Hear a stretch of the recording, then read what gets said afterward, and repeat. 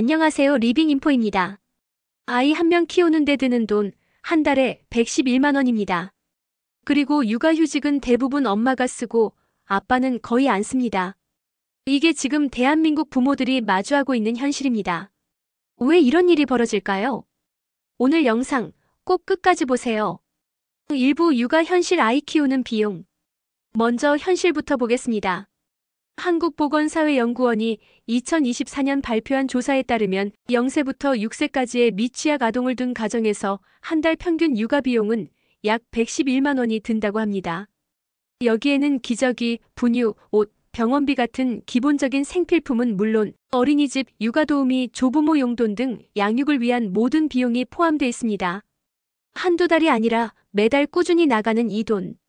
맞벌이 부부는 신생아 돌봄 공백을 메우기 위해 베이비시터나 민간 어린이집을 이용하는 경우도 많죠.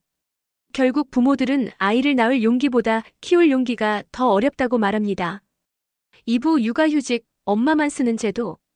그렇다면 국가가 보장하는 육아휴직 제도는 잘 활용되고 있을까요? 고용노동부 자료를 보면 2023년 기준 육아휴직 사용자는 여성이 35%, 남성은 단 3.6%에 불과했습니다. 전체 근로자 중 남성의 육아휴직 사용률은 여전히 낮은 수준이죠. 왜일까요? 많은 아빠들이 육아휴직을 법적으로는 가능하지만 현실적으로는 불가능하다고 말합니다. 회사 눈치, 조직 분위기, 인사불이익에 대한 불안이 여전하기 때문입니다. 그런데 이건 단순히 아빠들이 육아에 관심이 없다는 문제가 아닙니다. 사회 전체가 여전히 육아는 여성 몫이라는 인식을 버리지 못하고 있기 때문이죠. 3부 대한민국 출산율, 세계 최저 수준.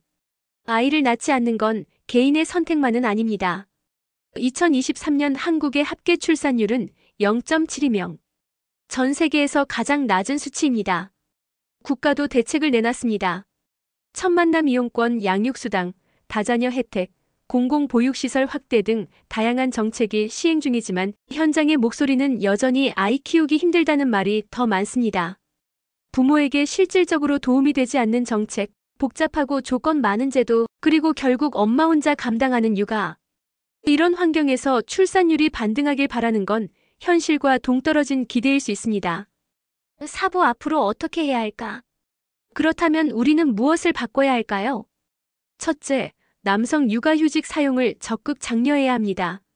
이를 위해 기업에 세제 혜택을 주고 인사불이익이 없도록 법적 장치도 강화할 필요가 있습니다. 둘째, 실제 양육비에 맞는 지원 정책이 필요합니다.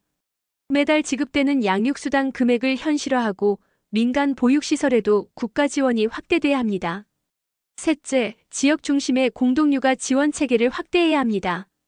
부모가 언제든 맡기고 쉴 수 있는 시간제 돌봄, 공동육아 나눔터, 돌봄센터 같은 커뮤니티 기반 인프라가 더 필요합니다. 아이 키우는데 한 달 111만 원, 그런데 육아휴직은 엄마만 쓰고 아빠는 눈치만 봐야 하는 나라. 이 상황, 그냥 둬도 될까요? 출산율을 높이자고 외치기 전에 부모가 안심하고 아이를 키울 수 있는 환경부터 만들어야 합니다. 육아는 여성만의 몫이 아닙니다. 이제는 사회 전체가 함께 고민하고 함께 책임져야 할 문제입니다. 댓글로 여러분의 생각을 공유해주세요. 그리고 좋아요와 구독 잊지 마세요.